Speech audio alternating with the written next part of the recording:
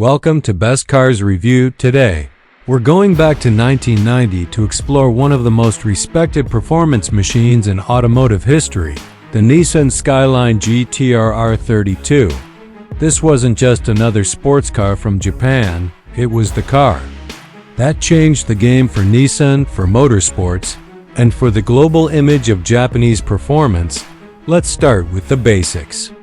Under the hood, the R32 GT-R came with a 2.6-liter inline-six engine, known as the RB26D-ETT. It had twin turbochargers and officially made 276 horsepower and 353 Newton-meters of torque.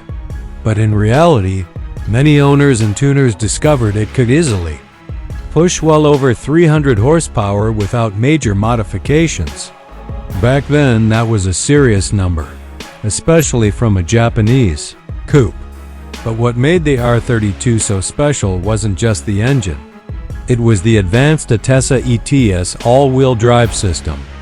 This system constantly monitored the driving conditions and shifted power between the front and rear wheels for maximum grip. It gave the R32 serious cornering ability, especially in poor weather or high-speed turns. Nissan also added a rear-wheel steering system called Supercars, which helped improve stability during quick directional changes. Paired with a 5-speed manual transmission, the R32 delivered a pure and mechanical driving experience. It was fast. In a straight line, sure, 0 to 100 kilometers per hour in around 5.5 seconds. But where it really impressed was in its grip and balance through corners.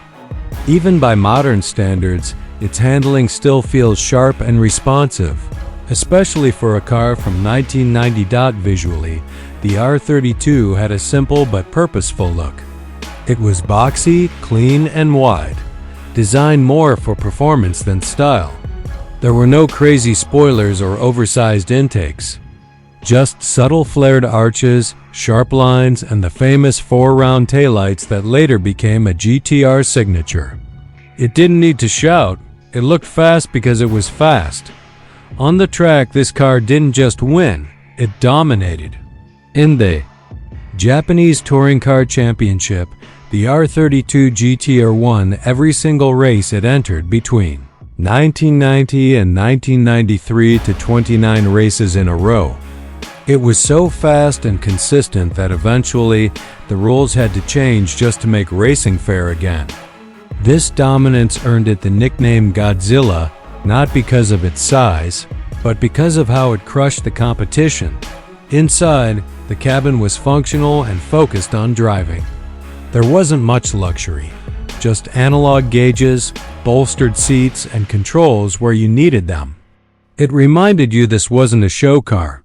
It was built to drive and drive hard. Today, the 1990 R32 GT-R has become a true modern classic.